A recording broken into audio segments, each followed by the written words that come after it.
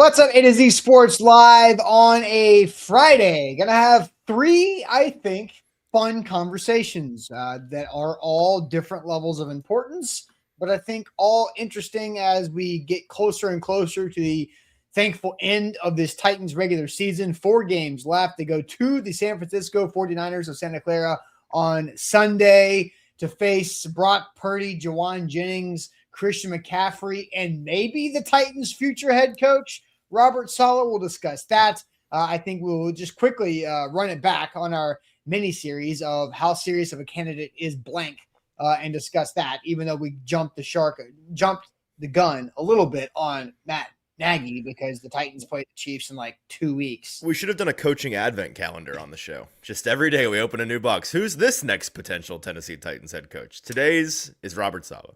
Yeah, today's is Robert Saleh. So we'll do that. We'll discuss the draft order rooting guide that I believe will be a Friday staple moving forward over the next we did it last week. So we got 4 more of these. We got 4 more. I mean, hey, it's a very important. It's extremely important. Very important work that we're doing here. And then we'll talk about a future Titan, Two-Tone Blue. It's just throwback to the Tighten Up podcast, RIP. To those guys, they're still alive, but yeah. But Two-Tone Blue. Neither of them are with us any longer. We miss them every day. Austin Huff's just constantly commenting on my Instagram reels on Me too. On A to Z Sports. He's just always plugged lurking. in, that guy. Yeah, he is massive. Anyway, so but we're going to discuss Kyle Pitts. 3 touchdowns last night. That ties the Titans season high for touchdowns receiving on the season. And Kyle Pitts did it in 1 game on Thursday Night Football. So we're going to have a good conversation about Kyle Pitts. Is he a future Titan? And the questions that it creates about Cam Ward's help. Hell Ladies jumped in the YouTube waiting room and says, I'm confused about the description, to which I followed the description or the title. And then Hell Lady says the description of the title. So Easton, you said, good thing we have a show to describe that. That's right. So that's what the next hour is for, is clearing up any confusions. Yeah, and you're also frozen. Why did you do this? I can hear you. And yeah, I know. It's like the 3rd time this week this has happened, and I don't know. I hope you're about to have like a Shrone Moore crash out based on that. Okay, now it's going. Let's not go that. Oh wait, you're here. Yeah, no, the audio never goes. It's just the video. So give me a second. Oh my gosh, I'm still with you though. All right. Well, should I just do the intro? Well, you have to tell people to share the show. I was about to say, share the show. I'm not here, but Austin's glorious face now spans your full widescreen. I got to dance around the center bar. I feel like I'm doing like the partition there. Doing boxing. I should be back in a second, but until I am, you got to like the show for us this morning. Not exactly the greatest pitch in the world when I can't get my camera to work, but we do have a great show worth of substance, some great topics to discuss today. So really looking forward to that. We're going to talk about the Kyle Pitts of it all. And he's back. All Perfect. Right. I Nobody else has the technology problems that you do, and you are a very technology sound person. So I don't know. I work within the constraints of being a very technology sound person in a not very technology friendly house. So yes, Kirby Daniels says Austin's in minimum security prison. 1 bar. That's funny. That's a good joke. Anyways, like the show on Facebook, on YouTube, jump into the comments. We want to hear from you this morning. Got a lot to talk about. Some things that I think will be controversial. So let's fight about it. Let's debate about it this morning. Let's embrace debate on Friday morning and send ourselves into the weekend on a high note. So like that show. And Austin, let's get it started. Yep, let's do it officially. Welcome to A2Z Sports here live on a Friday. I'm Austin Stanley. He's Easton Freeze, our Titans reporter for AtoZSports.com. We're Nashville's on-demand sports talk network, going live weekday mornings at 8:10 Central Time on Facebook, YouTube, and Twitch. Links to the show segment by segment on our Twitter X timeline. More coverage of the Titans, great coverage of the Titans on Facebook, YouTube, Twitch, Instagram, TikTok, Threads, YouTube Shorts, all the different things. Actually, yes, we do have LinkedIn. Tumblr, Visco. No, we do not have Tumblr. But you can follow us on Google. Google is changing a lot of things all the time, and you can follow outlets on Google. So if you search Titans in your Google bar, we are more likely to show up when you follow us than not. So that goes a long way for us. We appreciate that. Also, we appreciate very much our sponsors, because they really do make the show happen, and they help you guys out as well. Wilson County Hyundai, make them a part of your new car buying process. See them in Lebanon or online, wilsoncountyhyundai.com. The Bone and Joint Institute, boneandjointtn.org, the region's destination for comprehensive orthopedic and sports medicine care. Barton Drury Insurance Group, customized solutions for all of your insurance needs. They're local and online at bartondrury.com. Boterra Carts, life is short. Get yourself a golf cart with 2 locations this holiday season at Columbia and Gallatin. In Window Nation, you get a free estimate to see how you can save thousands and thousands of dollars and finance in many, many different ways by going to windownation.com.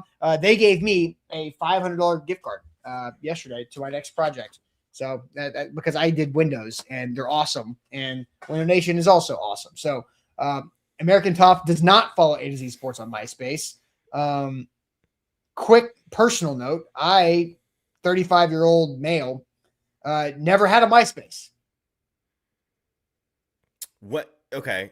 But so were you in the sweet spot to have one? It would have made sense for you to have. That's why I said 35-year-old male. Right. Because obviously I have never, ever. You, 26-year-old male, were way too young to have a MySpace. I couldn't tell you what the interface even looked like. The only thing I know about MySpace is that, like, didn't it used to have like my favorite song or something? Favorite songs. You had like a top 5 friends or something like that. Oh, wow. I think. Maybe not. You weren't online. You were busy playing schoolyard games. I was playing outside like a regular kid. What games were you playing outside? Spotlight tag. Played all types. Tackle the buddy. Trying to shoehorn in a topic you didn't want to discuss this morning. What was that? Kill the Carrier. Kill the Carrier, I believe is what. Which they call is it also very violent sounding. Well. Violence wasn't the issue with the original name. yeah.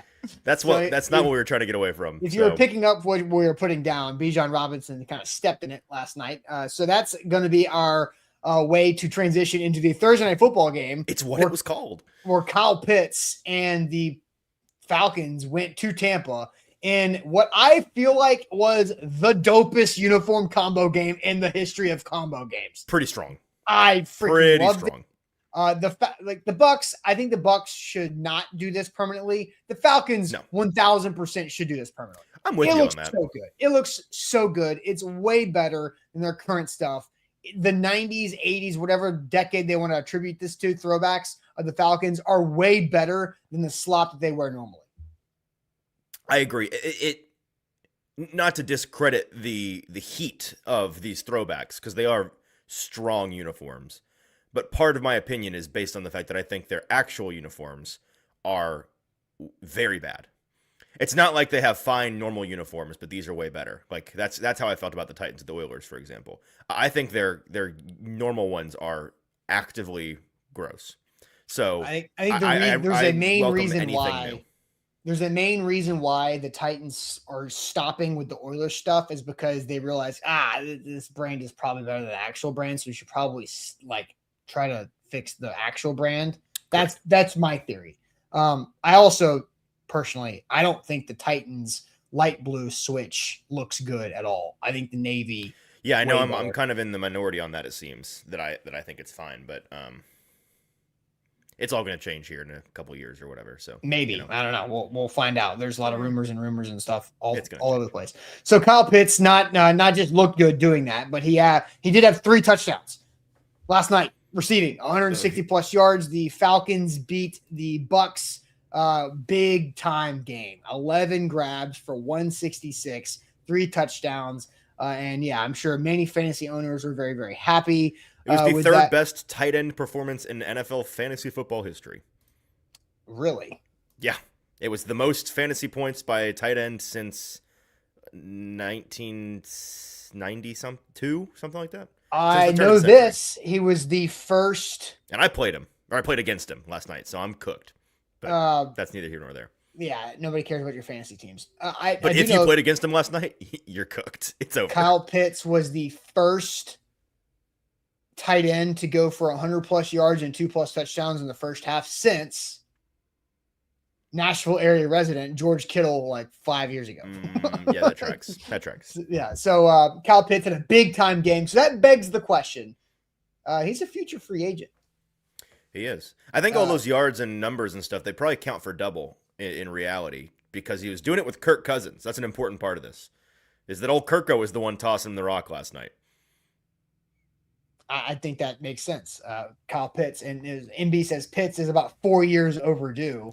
If I'm a Falcons fan, I'm furious about this. Can we put that quick angle out there right now? If I'm a Falcons fan, the fact that it took until not even the 11th hour, the 11:50 on the hour of his rookie contract for him to look like he was supposed to look, and did look in his rookie year, to be fair. Like, the promise was there, 1,000 yards, set a bunch of records as a rookie. But in these last 3 games with Kirk, he's gotten 30 targets in 3 games. And doing some quick math, he's got 300 plus yards. Yeah. And 3 touchdowns.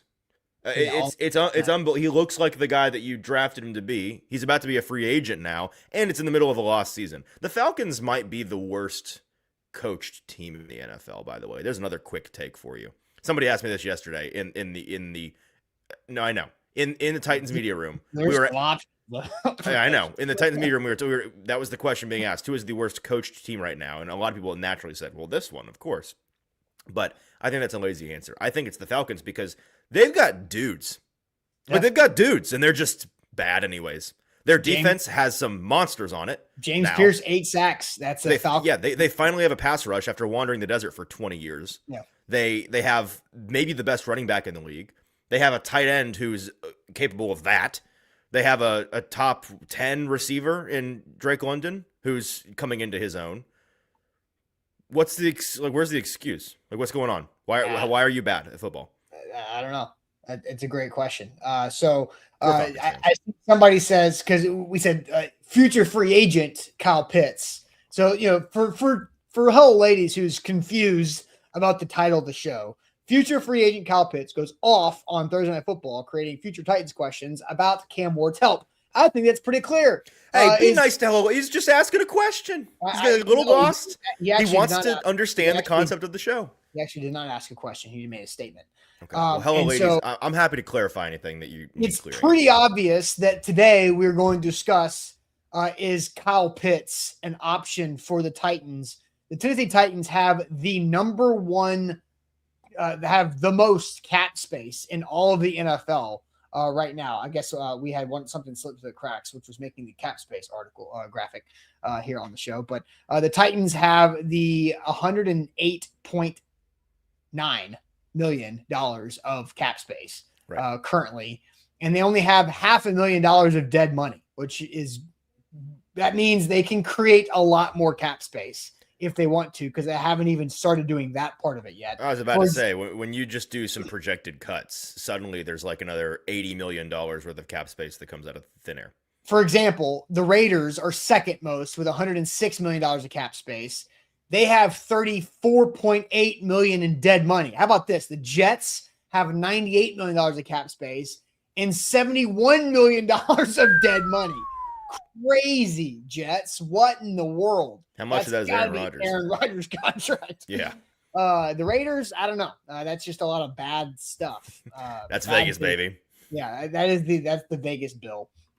So the Titans can create way more cap space than they already have.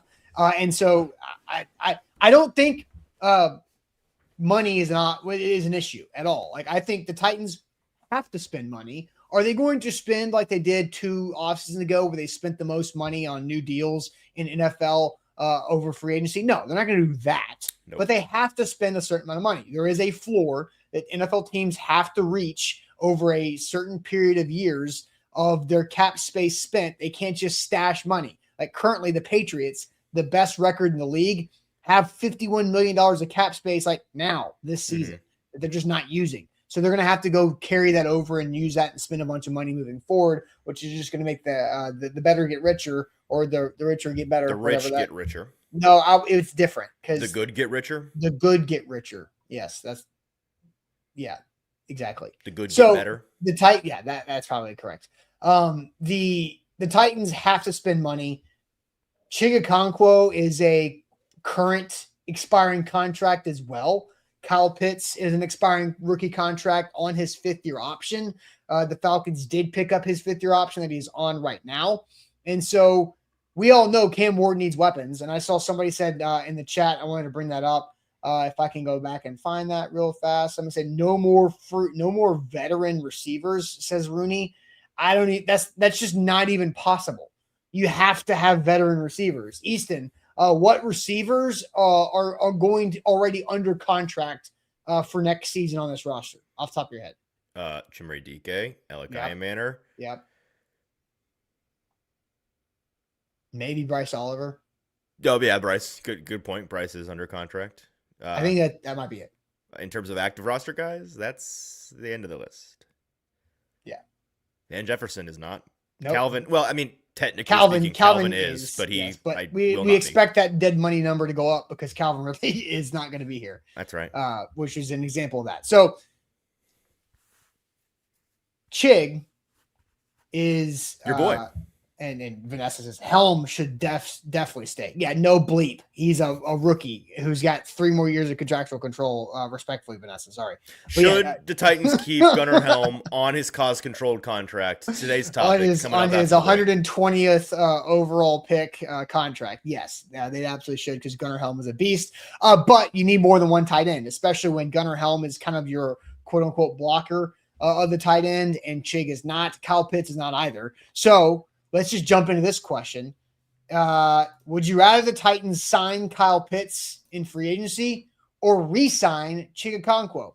So go after Kyle Pitts or re-sign Chig Okonkwo as Kyle Pitts goes berserk on Thursday Night Football last night. 11 grabs for 166 and 3 touchdowns. That's something that Chig is just not capable of doing. I think we can say that comfortably. Kyle Pitts is a different type of beast at tight end. Chig, I'm not disrespecting Chig at all. We're going to talk about Chig and his value here, which I do believe there's value in Chig. So is it Kyle Pitts or is it Chig? I will set a YouTube poll. Easton, you can throw that question in the chat, and then I will tell everybody about the Barton Drury Insurance Group. BartonDrury.com is the website. They gave our company multiple options. They gave us the A, the B options for our insurance, the health coverage, as open enrollment is going on right now for A to Z employees, and it is doing that a lot for people around the country this time of year. So you guys can always reach out to Barton Drury Insurance Group if you're looking for a better insurance plan. Maybe you're spending too much. Maybe you forget how much you're spending, and you want to see if you can shave some of the budget down with your insurance, but not sacrifice the coverage. I will say this: very impressed with Barton Drury. Insurance is a tough thing to deal with. The rates are going to go up every year. The most marginal increase that's like a massive win for year over year for our insurance policies from Barton Drury Insurance. I got to give them a round of applause because they've done a phenomenal job of helping us out. You can check them out online, bartondrury.com. They're local and they'll help you out. They'll jump on a Zoom, jump on a phone call, email back and forth all day long with you, bartondrury.com.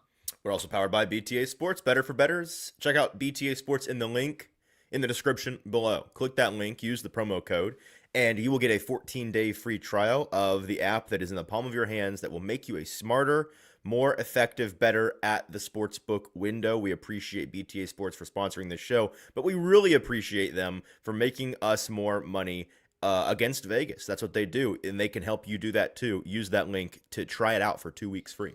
That's right. And many weeks we have used our BTA pick on Chig overs, and those typically do well. Those have been hitting. Chig's having a good year. He is currently the Titans' leading receiver on this season.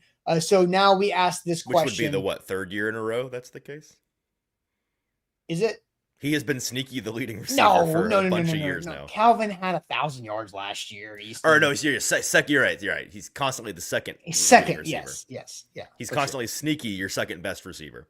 Yeah. But this year, 2 years ago, I could not.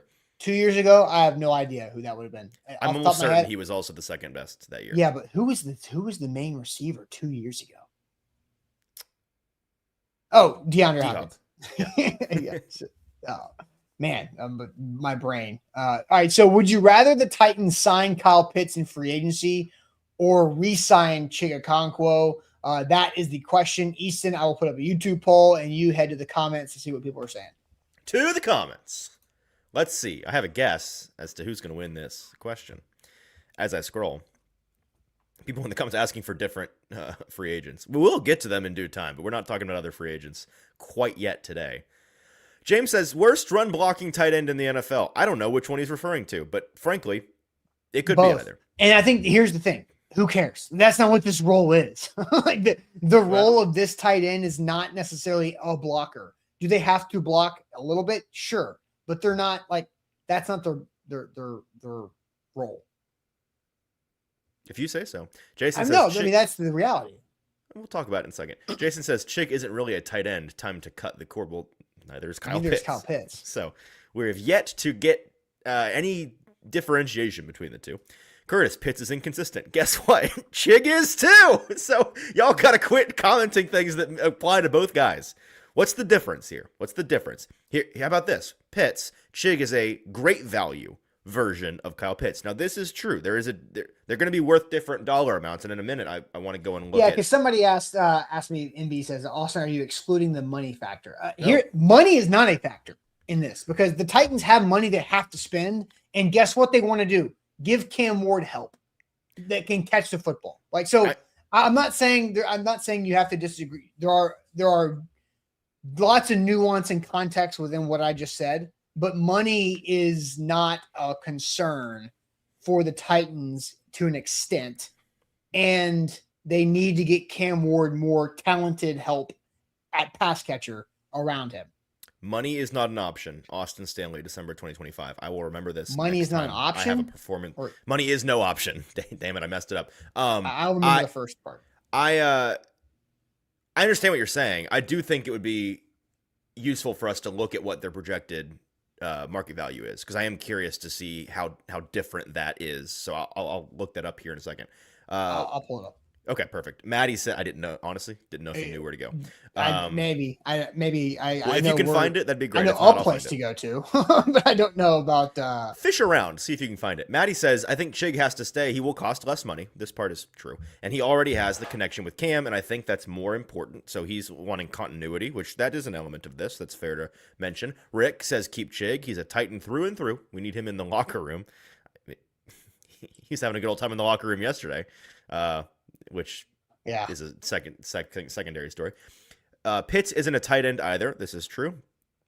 Chris Alonso wants Kyle Pitts and Romeo Dubs. So another guy that we are sure to talk about later this winter.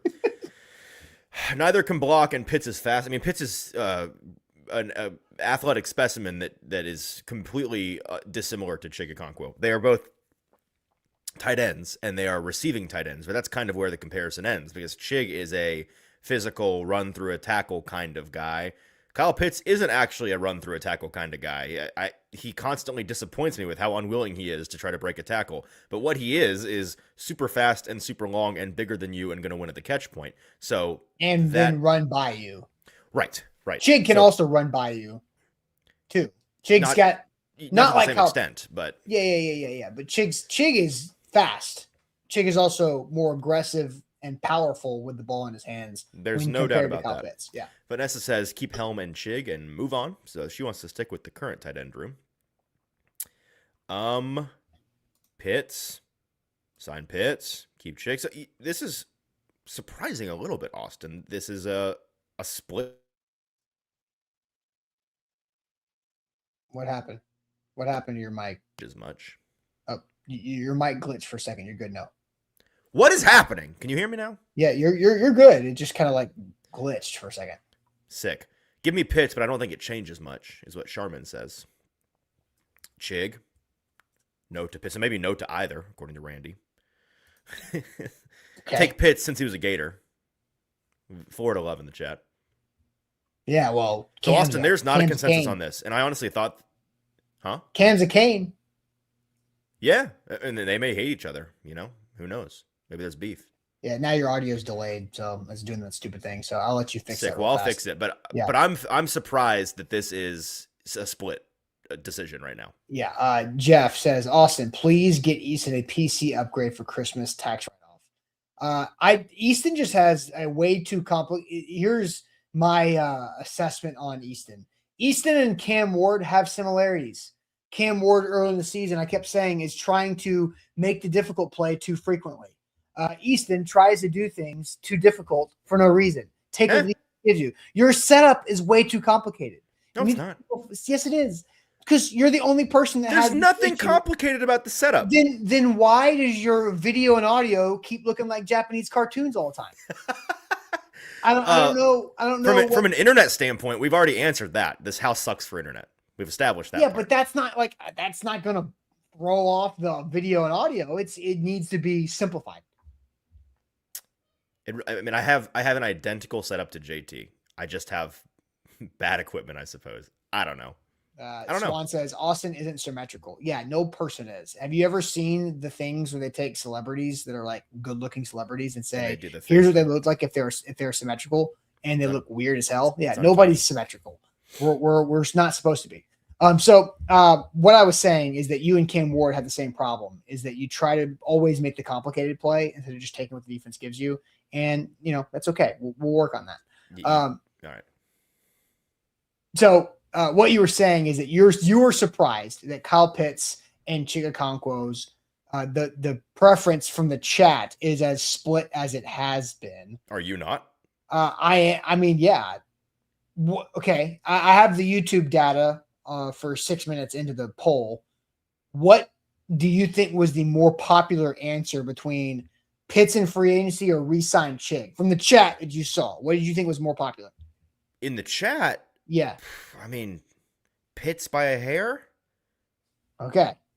Because the YouTube poll is 58% Kyle Pitts. Yeah. Is it's Pitts by a hair. But not clear. Not a clear majority. No. So what do you think? You are the champion of re-sign Chig Okonkwo. I like the idea of re-signing Chig. I do. I like the idea of continuity. Chig said either before or after the trade deadline. I can't remember. Maybe it was after when he did not get moved. When he talked about how he wants to be here for life. I think Chig Okonkwo is sunshine in a dark place. He is a great, big, bright smile. He is a light-hearted guy who is also pretty dang good at football. And he's got some relationship with Cam that I'm interested to see that continue to develop. And Chig, it's hard to predict what a player is going to get on the open free agent market just because you never know what the bidding war is going to look like. But Chig's got 41 grabs on 53 targets. That's a really freaking good completion percentage there. There's a lot of checkdowns, but for 426 yards. So he's averaging over a first down per catch when he's getting the ball not very far down the field. And I think that is something that Cam needs because Cam needs the trust, like Kirk Cousins said after that game last night, and Bijan and Kyle Pitts, that he knows that these guys can yak it up and he can drop it down to them and then go get that first down or go get those yards after catch. I think that's a big, big thing for Cam moving forward. Somebody he trusts and somebody who has been here during good times and bad times of Chig Okonkwo. We've seen the Titans be competitive, and then they haven't been competitive. And I think Chig is a good locker room person to keep around. And I did Google the market value. So because I knew a place to go. So I'm going to combine the over the cap and spot track market values. So it's roughly for Kyle Pitts between $12 and $13 million a year. Okay. For Chig, it's 8 to 10. That sounds about right to me. So not that big of a, 8, the high to low is a big, 8 to 13 is a big difference, but 10 to 12 is not that big of a difference. Yeah. I mean, Kyle Pitts, 10 to 13 is not that big of a difference. Kyle Pitts is in his 5th year, and obviously his rookie year, he set a bunch of records and had 1,000 yards receiving, but his other seasons, excluding this year, which is incomplete, and he could have 1,000 yards this year if he keeps up what he's currently doing. Those middle 3 years, he had 350, 650, and 600 yards, a total of 9 touchdowns in those 3 seasons. So those are Chig Okonkwo numbers. They're better than Chig numbers. I know, but they're in the same neighborhood as what you're getting from I guess what I'm saying is I'm not surprised that there's not a massive difference in what they're expected to get because Kyle Pitts has been largely disappointing for the majority of his rookie contract. Now Chig hasn't been, but that's because Chig was a fifth round pick, and Kyle Pitts was. Excuse me. Yeah, and Kyle Pitts was the 4th overall pick. Yeah.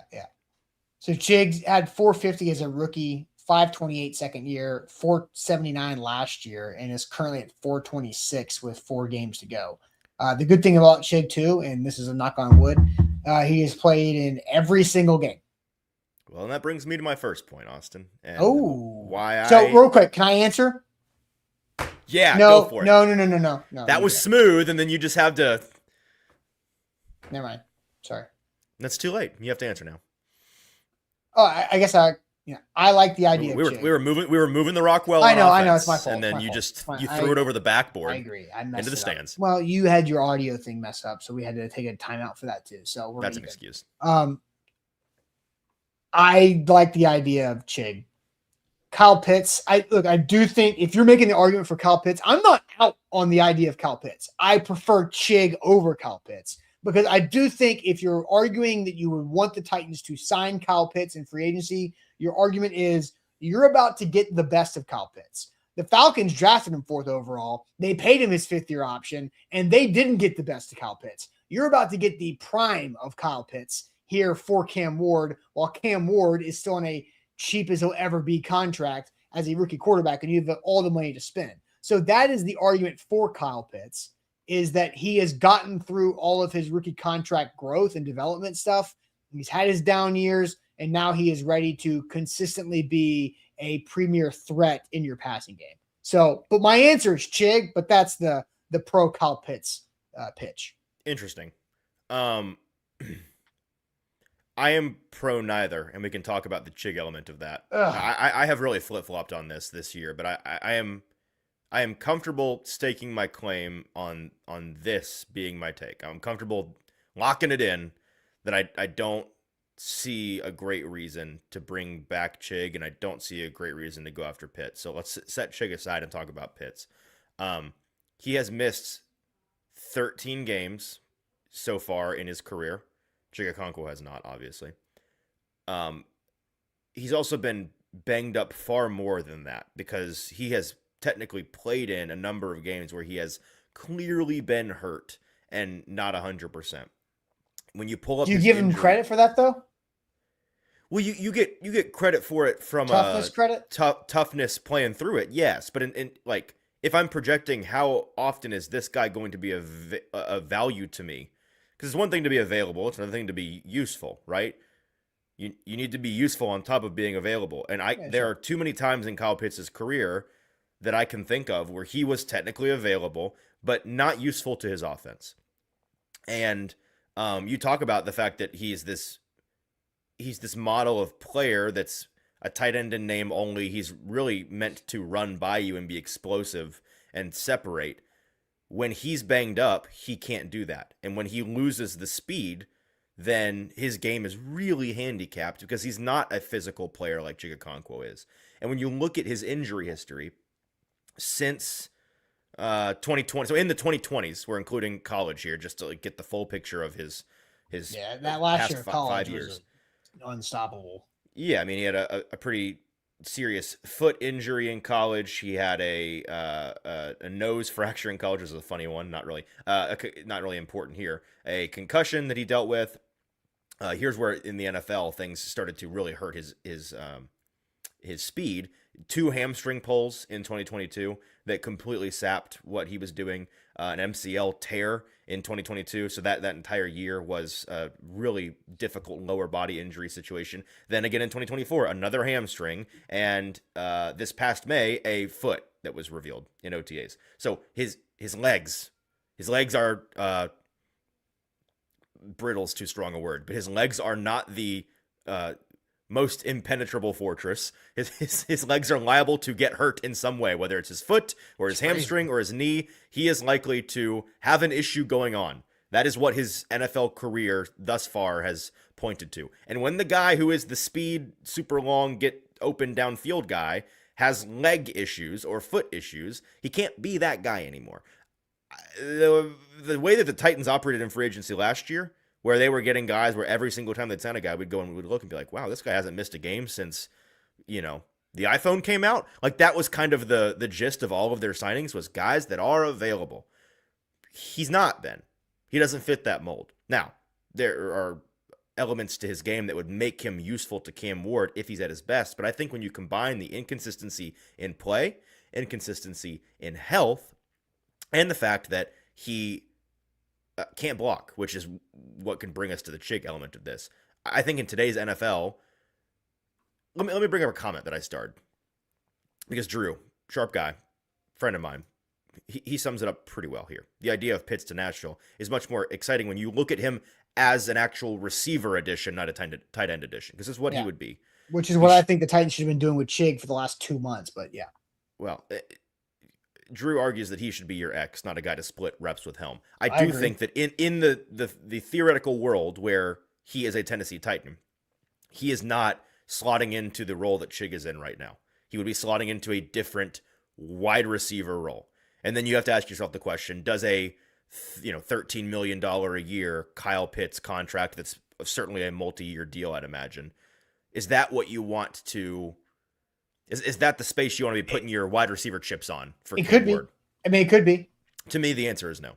I would prefer it in other places, but like it could be. I don't think that stops you from drafting a receiver at 6 overall, or it doesn't stop you from doing that, but it does. I mean, if you're paying that money to the guy, you are then it takes opportunities away from somebody. I think Gunnar Helm can be tight end 1. I think you and I agree. He will be. I think he is now, and I like it a lot right now. I like the idea of Gunnar Helm and Chig. I think they complement each other pretty dang nicely. I think you can do a lot of things with 2 tight ends on the field that look like 3 wide receivers, and you still have some physicality to it, but you also have speed because you have Chig. You've got yards of catchability. So my answer is still Chig. I just don't think you should poo-poo the idea or what the Kyle Pitts could look like in this, because Kyle Pitts is a vertical threat. We have not seen the Titans been able to hit on vertical threat. I think Kyle Pitts down the seam, Cam loves throwing that hot fire seam route. Kyle Pitts is more likely to catch those consistently than Chig or Ridley this past year. Well, that's certainly true. And you mentioned Kyle Pitts. He is a Mercedes-Benz. It's not just the fact that he plays in that dome, but he is a Mercedes-Benz. He is fast. He is great. It looks good. Everybody says, dang, when it walks off the bus. But you got to keep it in the shop. You got to keep the maintenance high on it. It's going to have some parts that breaks, and it's going to be expensive, and it doesn't work well in the snow. I think that Kyle Pitts, in terms of his free agency, is the most obvious. Yeah, I think he's the most obvious block of cheese underneath a propped up wooden box I've ever seen in my life. Like it feels like the most evident trap possible. And I think it would be really foolish for the Titans, who need consistency, stability, some semblance of a set it and forget it kind of guy, to fall into that. This is the very tail end. Like, he's finishing strong, and it's going to help his case as a free agent. But contract year, baby. Yeah, that's kind of my point, right? Like, don't get blinded by the December of his contract year I to the years and years of consistent disappointment that he has brought us. Yeah. What besides blind hope is there to point to and argue, well, what he was doing for all those years that was disappointing, he's done with that. It's going to be what he did in December explicitly of his contract year going forward. And that's nothing. That's what you're buying. Like, that's the whole thing of like buying assets that you don't own already, of like acquiring players as you try to figure out where are you buying it at. You're buying for the high end of Kyle Pitts because you think, we can roll that over. Exactly. He's a luxury item. That's why I call him a Mercedes-Benz. The Titans are not, I mean, like when I'm going Christmas shopping this year, I am not going to the local Rolex store. That is not the department I'm shopping in. It's not the department the Titans are shopping in either. They don't get luxury Christmas presents this year. They're not in that tax bracket right now. Yeah. So the YouTube poll has continued to shrink between the gap. So it's 52% Kyle Pitts, 48% Chig. Wow. Your team neither. And Darius nailed it. Easton's answering like Cam Ward now, not option A or B. Fair. So pick one. Option C, a guy that can block. No, pick one. Easton, the question. I'm thinking. Would you rather the Titans sign Kyle Pitts or re-sign Chig Okonkwo? There is no C. They're such terrible options. No, they're not. They're not terrible options. To me, they are two objectively poor decisions. If you made me choose, which would you rather? When you play the games, would you rather with your college buddies? They're both terrible options. These are at least like not like those. I'm not saying would you rather crawl through glass or fall off your apartment balcony. I'm not, which one. I'm not doing that. I will say I'm trying to find the upside in either of these decisions. I'll say Pitts, and it's only because the deciding factor was the blind hope of him just being awesome all of a sudden. Oh my! But it is blind hope. I got nothing to prove it with. And I was for a very long time a Chig Okonkwo guy. I believed in his ability coming out, but I'm at the point I've been radicalized that in this current version of the NFL specifically, you can't have a guy like Chig be one of your primary tight ends. And he wouldn't be your tight end 1, but he'd be your tight end 2. You can't have that guy who it's very obvious what you're doing when he's on or off the field. You're tipping your hand. And he's also limited as he's limited as a receiver. He's not like he's a fine player as a receiver, but he is inconsistent. He's got inconsistent hands. He's had drop problems throughout his years. He's not a separator. He's a cheaper version of Kyle Pitts who stays healthier. He's a guy that between the 20s, he's going to help you move the ball, but he's not really a needle mover. But that, like, I don't want this to be a rip on Chig thing. My opinion really has very little to do with Chig and has more to do with the fact that the Titans need guys that can be serious blockers and catch the ball on occasion. And they don't have that. They do with Gunnar Helm. Yeah, they need more than one. Welcome to 2025. Yeah, but I if you don't have 2 tight ends that can block and have your personnel in 2025, you are handicapped as an offense. That's just a fact. But like I do think there's some, like, you're not going to go from to a 2-win, 3-win team to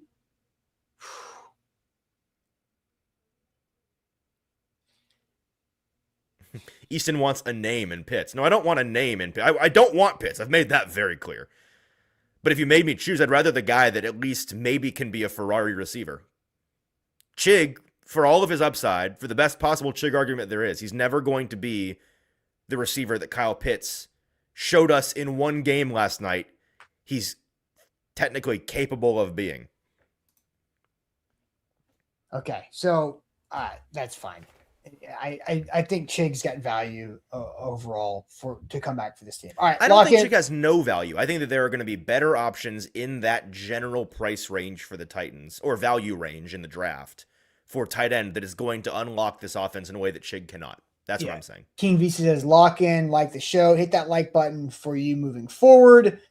We've got a couple other topics to get to, including the game, because here's one thing that we don't know. If we're talking about Kyle Pitts or Chig, who's the head coach?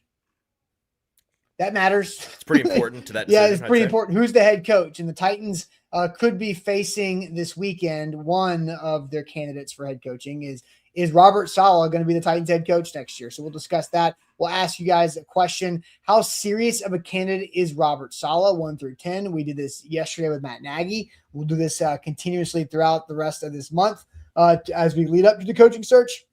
How serious of a candidate do you think Robert Saleh is for the Titans job on a 1 through 10 scale? I will put that in the chat. Easton, you can tell everybody about the Bone and Joint Institute.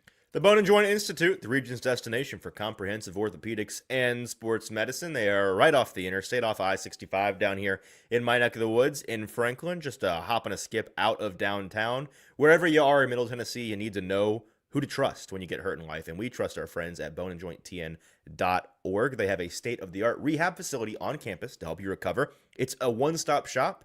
Clinic, testing, imaging, surgery, rehab. It's all in one place. They're not sending you running around town like a chicken with your head cut off to a bunch of different referrals. They're going to handle it all in one place. Schedule an appointment today by going to boneandjointtn.org. BTA Sports, it is always better for bettors. You can become a better sports bettor with BTA Sports. You can download the app today using the link in our Facebook title, the YouTube description right there. Use the code ATOZSports. You get a 14-day free trial and a $79 subscription for 12 months, which means you get the rest of this NFL season in the playoffs, all of Major League Baseball next year, and the NFL season leading up to right now. So you get everything for 12 months, $79. The weekly subscription is with code ATOZ14 for a 14-day free trial, and then a $9.99 subscription right there. BTA Sports, better for bettors. So Robert Saleh. So this is the blurb that we have here still in our graphics department here from Robert Saleh. This is your writing there, Easton. The Titan search party has done research on this, and they know what's historically true. The most successful archetype for a head coaching hire is a second-time head coach and or a coordinator who has called plays for 5 or more years. Saleh fits both of those descriptions. Head coach in New York, where he called defensive plays, and also been a play calling DC for 5 total seasons in San Fran. He's been around the block and has perspective on these things. His former DC and eventual interim replacement in New York, Ulbrich, said of Saleh in the Mike Silver piece, it's healing for him. I think he did a really good job as a head coach under challenging circumstances. We all know the Jets are a challenging circumstance. So the Niners are who the Titans play. Are the Titans playing their future head coach? On a serious candidate level 1 through 10, where is Robert Saleh? I'll send you the chat first. So to re-up our rules on this, 10 is getting the job, like locked to, like going to be the coach, right? Yes. Is that what 10 is? Right. Yes, I just don't. I want to be clear that if you say 10, it's not just you're certain that he's going to be an interview. It's that you're certain he's getting the job already. So with that in mind, I'm scrolling. Here we go. Some pretty high numbers in here, although, wow, some surprisingly low numbers, actually. And 11 from Ryan. Ryan is all the way in on Robert Saleh. Nero says a 7. Wow. A 3 and a 4 for Matt and Cam. So we do have some diversity of thought. 5 out of 10, and it's declining, according to Big. Interesting. A 6, a 2, a 7, a 9, solid 7.5. 2, if not lower. So it looks like the majority of folks, 6.5, 8, are on the 5.5 on the positive side. Very, very confident that he's going to be a candidate. But there is a vocal minority, like Duran with a 3 and Tall Texan 4. No one knows how good he is as a head coach. Well, that's kind of the case with all of these head coach candidates. If people knew how good they were as a head coach, they'd be head coaches. So there's a vocal minority, Austin, that is really out on Saleh, which is interesting to me. See, here's my problem: is Saleh's that this defense stinks. I think. Huh? My God. See, this is where's that coming from? I can't remember what year it was. There was an offseason where the Titans had a quarterback need, and maybe it was like the post Tannehill or going in I don't know. But it was like it was one of those things where I was trying to shake Titans fans. What do you want? Because anytime I feel like we bring up a coach, a former head coach who has been fired in the NFL, it just gets like dumped on by the audience. Like, no, that guy sucks. He stinks. He got fired. Well, like, no bleep. But I think you are allowed to learn from your first opportunity as a head coach. And newsflash, you learn a lot from being fired because you have to look yourself in the mirror. And so you've done it before. You understand the hurdles. You understand what gets thrown at you. You understand what comes across your desk as a head coach that doesn't come across your desk as a coordinator every day. And so when you don't know those things, you don't know what you're getting into. But when you've done it and gotten fired, and then you get a second opportunity, you know this is your last opportunity. How many guys get 3 chances to be a head coach after being fired twice? Very few. Mike Mularkey is one of them. And he did it because of Amy Adams Strunk just took over for Tommy Smith. It's a very unique circumstance. Mm-hmm. But I'm not talking about Mike McCarthy, who did not get fired and walked from away. The Cowboys, right? But fired twice, get a third chance. That doesn't happen. And also, when you get a third chance, it's short. Well, yes, but it tends to be a guy that on one of his first, like, third chance guys aren't guys that failed in their first 2 chances, right? Typically, it's like Mike McCarthy. He has a Super Bowl ring. Got it. There's got to be some staying power from the first 2 tries. Yeah. The clock ran out on one of them, right? Right. Okay. So what do you say, Austin? What's your answer? I think so. We realized during the morning show planning that I never answered the question on Nagy yesterday. I actually never gave a number either. I talked about it, but never said a number. So my number for Nagy was going to be an 8. Wow, that's pretty close to my number for Saleh. But it's not. There's a 9. It's like Miami versus Notre Dame. There's a 9 in between. There's a buffer. is 8 gonna get an interview and make it to round 2 of the interviews? Yeah. Okay. I think that's a fair final 6. I don't know how many guys get. I don't know if they have a. I'm just going based on what the GM interview was. 12 initial interviews. They meant near. Yeah, but that's because the Titans should bring back as many candidates that are worth a second interview Like, don't cut a guy that's worth a second interview because I think the Hall of Fame is dumb when it comes to that. It's like we can only let in 5 people this year. Mm-hmm. No, if people get enough votes, then put them in. Like, right. I think Robert Saleh, because how serious of a candidate are they? Mm-hmm. Meaning what I think the Titans are likely to do. Yep. Not my opinion on the candidate. I think Nagy is an 8. I think Saleh is a 7.9. Oh, interesting. And I don't know if Jack needs more homework because I never saw his list of 67 problems with the Titans. No, I have it. It exists. Oh, you do?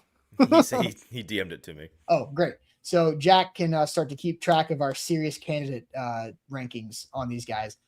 I have an 8 for Nagy. I have a 7.9 for Saleh. My answer for Nagy, which is also a second interview number. Yeah. My answer for Nagy is a 7. I think that everybody's overblowing his candidacy. I think that generally speaking, no matter how much Mike Borgonzi loves Matt Nagy, which we don't know that he does, we're just kind of guessing he does. No matter how much that is the case, it is going to be a tough sell to be like, hey, Amy, how about the offensive coordinator for the Chiefs who missed the playoffs, who looked pretty bad this year, who doesn't call plays and is playing third fiddle to Andy Reid, one of the greatest coaches in NFL history, and Patrick Mahomes, one of the greatest quarterbacks in history. Okay, that's going to be a tough sell. So look, like I put out an Instagram reel, TikTok, YouTube short, whatever, the Facebook reel thing yesterday about my take about people are too dismissive of Nagy and his winning record with the Bears is aged well, like based off but the whole Chiefs thing, it's like the Chiefs offense is struggling for many different reasons. And Matt Nagy being inserted, like you just said, Matt Nagy doesn't call plays and the offense look worse. So that's not Matt Nagy's fault. He's kind of like Nick Holtz here. Right? I hear you. He's like, hey, I didn't do anything. Fine. So what's the sell then? Travis Kelce can't move anymore. He's fat and happy because he's getting married to T Swift, right? We know that. How many offensive linemen were in street clothes last night or 2 nights ago or whenever they played the Texans? Whenever they played. Whatever night that was. A lot. And then Rashee Rice is either hurt or running fast into other objects. They're old. I hear you. So what's the sell? The sell is that his Bears tenure, they went to the playoffs 2 out of 3 years with Mitch Trubisky as his quarterback. Right. One of the years they won the division with Mitch Trubisky as his quarterback. Mm-hmm. The clock ran out. Mitch Trubisky, newsflash for a second time today, not good. And so the NFL figured him out. And then they went and got Justin Fields, who was not supposed to play, but had to go in and start week 3 because Andy Dalton got hurt. It was supposed to be a bridge year, and then both the GM and the head coach, Matt Nagy, Ryan Pace and Nagy, fired at the end of that 4th year for the Bears because Justin Fields was showing enough because he could run. Like, he was kind of Jackson Dart, mm-hmm. right? Like, that was kind of what the situation was. Mm-hmm. But they just made the playoff for the second time in 3 years. Honestly, would the Bears have been better off keeping Matt Nagy instead of just going to Matt freaking Eberflus? Probably. Now, all that led to Ben Johnson and Caleb Williams. So, like, everything happens for a reason. You can't butterfly effect everything. But the Bears probably would have been better off just keeping Matt Nagy for year 5 than freaking Matt Eberflus because you still just left. You still moved on from Justin Fields anyway. It wasn't a Matt Nagy problem. I agree with you that is the sell. That's the pitch. And that is why I think he is a less serious candidate than some others do, because that is a weak resume. Using their head coaching tenure is a weak sales pitch? I think it is weak in relation to some of these other guys. Okay, I think compared to Saleh or Clint Kubiak or whoever you want to talk about, these hot guys, like I think that it's a what have you done for me lately league, and I think that Nagy's pitch is weaker. Yeah, but there's the relationship there. And I understand what you're saying. They're not going to rely on that 100%. Like they're going to use it as a way to. Yeah. And that's why I said 7. I think he's 1,000,000,000,000% getting. So where's Saleh on this for you? So Nagy is a 7. I think he's 1,000,000,000% getting an interview. I'm not sure about making it to round 2, perhaps. So are we deciding that 7 is a borderline round 2? I am arbitrarily making that the line. Okay, yes. So I think as long as you and I can be on the same page here, we can play the same game. Yeah. So a 7 for Nagy. For Saleh, I will say an 8. Okay. So kind of flip-flopping. I believe that Saleh is a very strong candidate. I think one of the strongest things about his candidacy is that I have reason to believe he really wants a job again and would want the Titans job if it was offered to him. Folks in the comments, whoever was saying that his defense stinks and that he's like bad, I don't know where this is coming from. During his Jets tenure, they were, on the totality of those years, the best defense in football, probably. The second that he left, they suddenly, with the same players, became super duper not the best defense in football. He went to San Francisco back this year for 1 year now, and he has been making it work with that defense despite probably the worst injuries to any unit in the entire NFL this year. Like, he's driving a car that had its engine and its transmission removed. When you no longer have Nick Bosa rushing the passer, and you no longer have Fred Warner being the best linebacker in football by a country mile, you're cooked. Like, you shouldn't be any good anymore as a defense. Yeah. And yet, they are feisty. Are they an incredible, top 3 unit in the league? No. But that's no longer the expectation when you lose those 2 unbelievably crucial pieces. And something that Nick Holtz said in his presser this week was, because I believe it was Nick Suss that asked him about what is it about this defense that makes them tricky to play against? What makes Saleh good at this? And his answer was, I'm paraphrasing, something along the lines of, they understand their own defense so well that it's like they've done all the bug testing on it in advance. Mm-hmm. They know how you're liable to break the defense, and they have fixes to the way that you're going to break the defense. They have all of the counters and all counters to the counters plugged in. And not only do the coaches understand that, the players understand that. They're also, the 49ers, one of the greatest next man up groups in the franchises, clubs in the league. This is something that we heard some players talking about this week, that they do a really good job of instilling in their depth pieces in San Francisco, that there is no excuse for you to be any worse than the guy in front of you. There is no excuse for the level of play to drop off if and when we are needing to call upon you. And they instill that belief in their guys, and it's why the Niners, for most of the Shanahan tenure, have endured some really unbelievable injury luck. And there have been seasons they've bottomed down. Don't get me wrong. It's not like they've been incredible the entire time. Yeah. But they have consistently punched above where they should probably be punching based on the injuries that they've sustained. But that's not all Saleh, right? No, Saleh's it's not. It's not. And he's had a gap between there when he was the head coach of the Jets and the Niners were still the Niners. Yes, but I do think that it's fair to say Robert Saleh, whenever we talk about coaching trees and you pluck a guy from a guy's coaching tree and you everybody just kind of blanket expects the new guy to be some form of a carbon copy of the old guy. Like they're going to have the same vibe. They're going to instill the same things in their players. That is typically lazy, but I do think that Saleh is a pretty strong, strong example of a guy that is an embodiment of a lot of that Shanahan way. Saleh was the D coordinator for the first 4 seasons of Shanahan and the Niners. So he was there for the full out establishing the culture, establishing the identity years of that, right. and then left to go to the Jets for 3.5 years, and now he's back, and the Niners are still the Niners that they have been under Shanahan. So you're an 8 for Saleh. I'm a 7.9 for Saleh. You're a 7 for Nagy. I'm an 8 for Nagy. So look, I think we both think that these two guys are very serious candidates for the Titans. And Saleh has been my own personal choice for a bit since week one. Since week one of knowing this. I forget when I was asked for the first, maybe it was on this show, maybe it was on the radio or something. The first time after Callahan was fired, like my way too early pick for a head coach. If I just got to pick one, right? He was my initial pick, and so far he's still my pick. Yep. All right. So we'll keep doing this maybe once a week as we get closer to this thing. Also, what we're going to keep doing every Friday because it is that time of the year, we will do our draft order rooting guide for the Titans, and we'll do that here in a minute. But first, tell everybody, Easton, about Botero Carts. Botero Carts, life is short. Go buy a golf cart with our friends at Botero Carts, with 2 locations to serve you in Columbia and in Gallatin. So wherever you are in the Middle Tennessee area, there is a Botero Carts location near you. Go check them out. They are locally owned and operated. They are a full-service sales and rental dealership.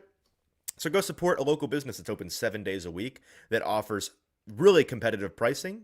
Carts starting at just under $6,800. 0% financing for 3 years. No dealer fee. No credit card fees. There's really no excuse for you to not go this holiday season to Botero Carts and hook yourself or a loved one or a friend up with a great new golf cart.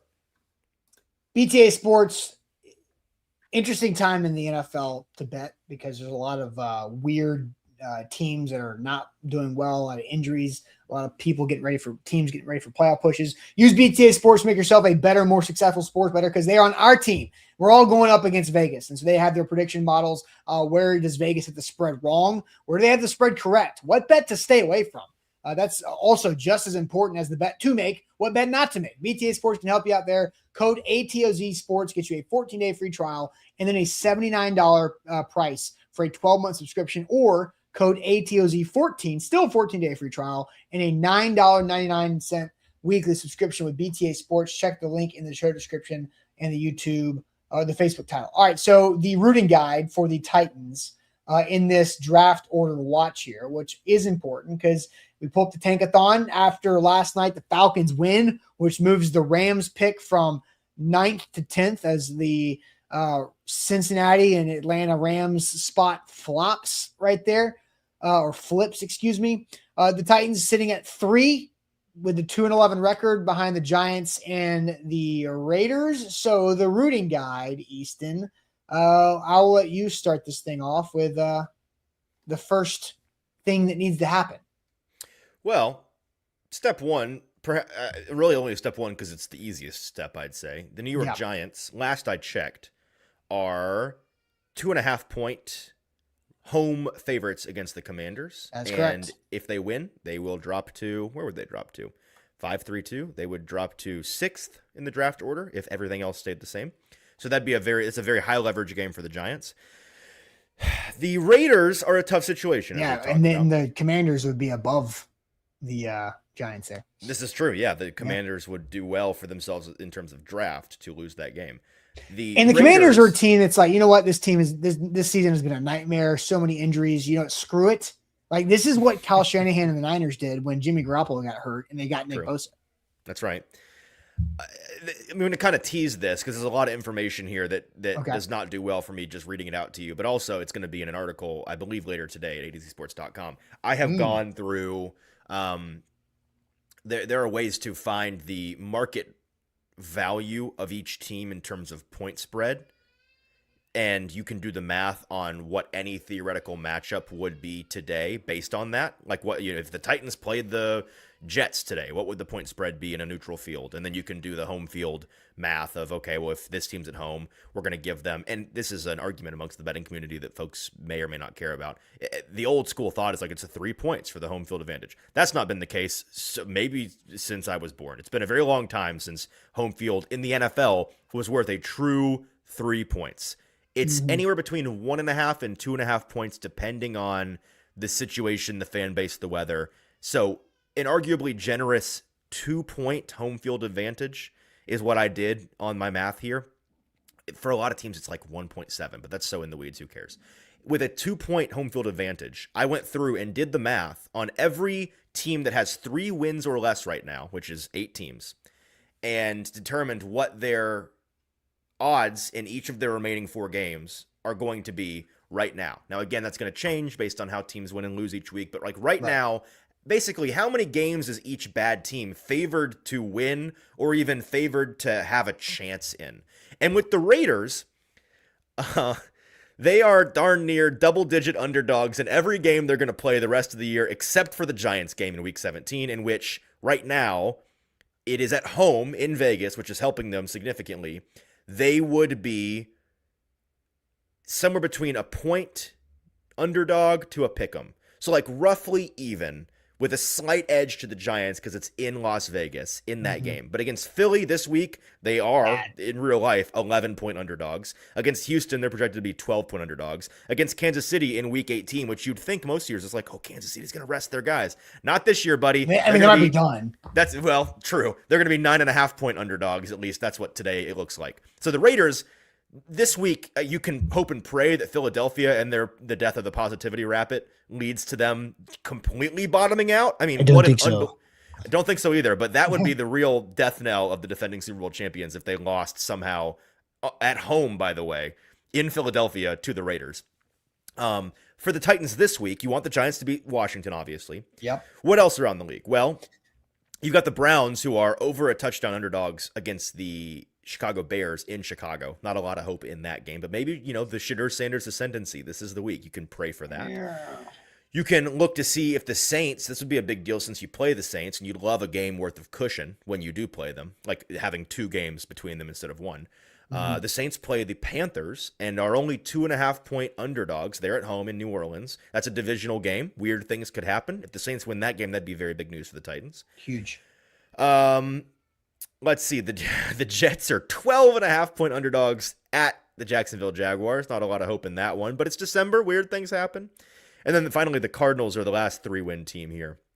You would love to see them somehow in Houston upset the ascending Texans. They are 9.5-point underdogs in that game. So realistically, the only things that seem like they could happen that you can root for this weekend is the Giants beating the Commanders. Has to happen.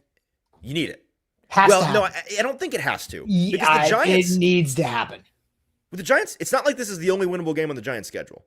I really don't think. Yeah, but you need the Raiders to beat the Giants. I know, but so like when I do this math, the only game in which the Giants aren't within a field goal in terms of odds is Week 18. They're at home against Dallas, and they're projected to be 3.5-point home dogs against Dallas. They obviously are going to be they're going to be a pick 'em in Vegas, but I think we all are expecting that they're going to be the better team in that game. This week, they're favorites against Washington. And then next week in Week 16, they are at home against Minnesota. And you never know what version of 9 you're going to get. They could absolutely win that game. So you'd love this is the best chance, I'd say, besides the Raiders game, for the Giants to win. But I don't think it's the only chance. But anyways, let me finish summing this up. You want the Giants to beat the Commanders. That should hopefully will happen. And you want the Saints to upset the division rival Carolina Panthers at home. Yep. Those are your 2 real things to look for. Because I honestly believe the worst case scenario for the Titans is the Raiders get the number 1 overall pick. It's happening. Yeah. I feel very, very good about the Raiders earning that pick because they are, in fact, the worst team in the league.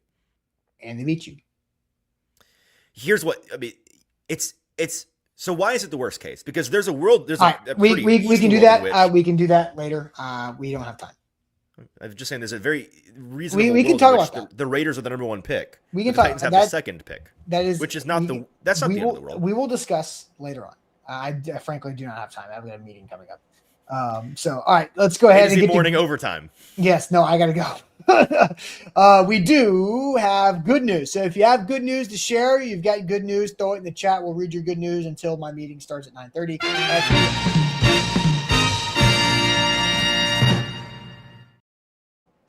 Wilson County Hyundai, make them a part of your new car buying process in Lebanon online, wilsoncountyhyundai.com. They can help you save money on that ride. At the end of the year, it's a great time to buy a car. Wilson County Hyundai and Painbone.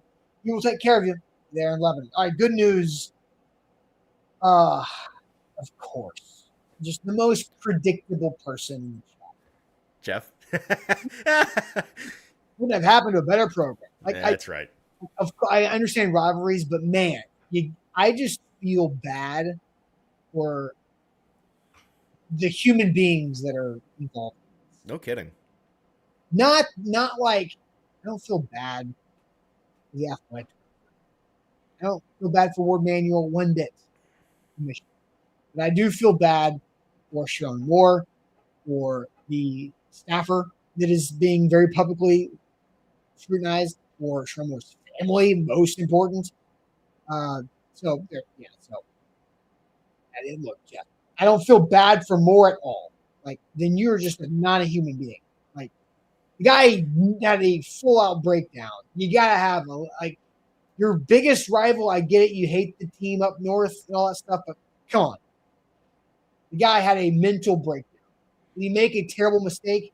Absolutely. Should he be punished for that mistake? Are there consequences? Yeah, but the guy's going through it right now. So that's Anyways, any other actual good news in the comments?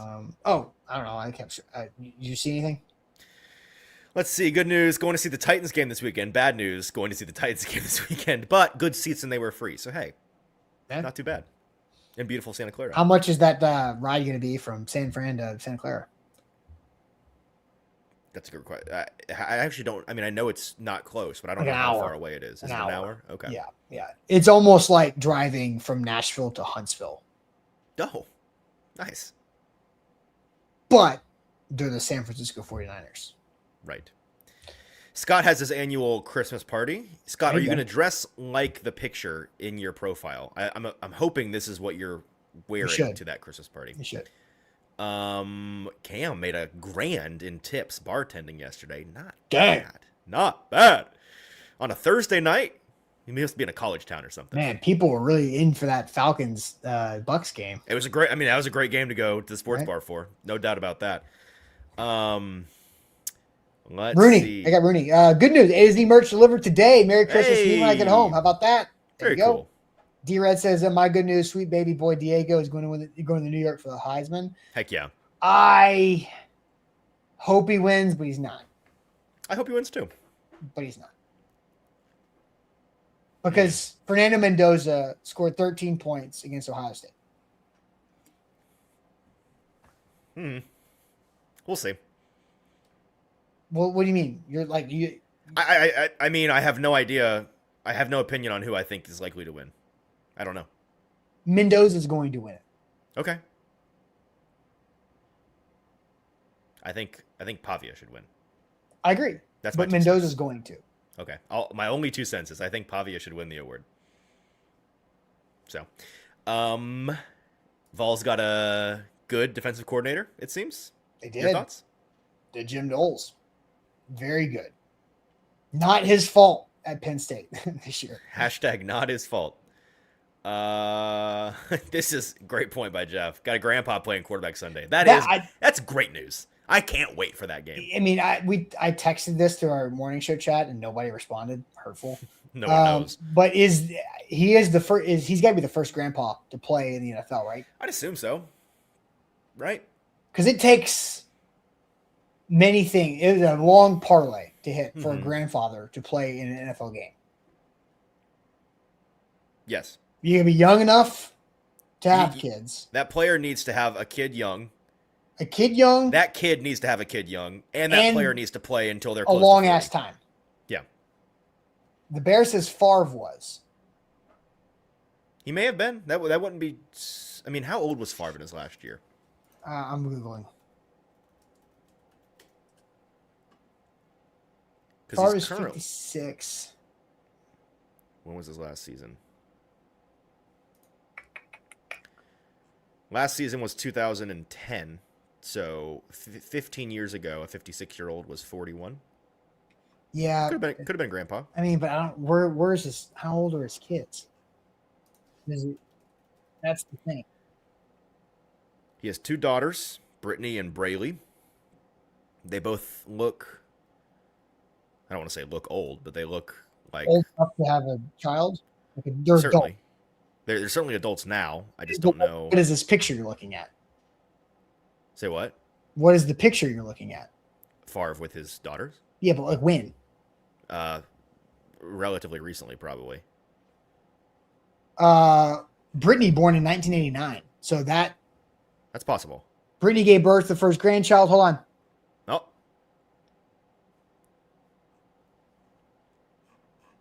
I got something. Vikings Favre welcomes grandchild. Boom. So the answer is no. Not the first grandfather. April 6, 2010. The more you know. How about that? Okay. The more you know. You got any good news? I got to go. My good news is I'm going to Kentucky to spend the weekend for some holiday fun with my wife's family. It's going to be a good time. Wonderful. My good news is no responsibilities this weekend. Nice. As far as like work. Right. Just hanging out. Yep. Love it. Hell yeah. Like the show.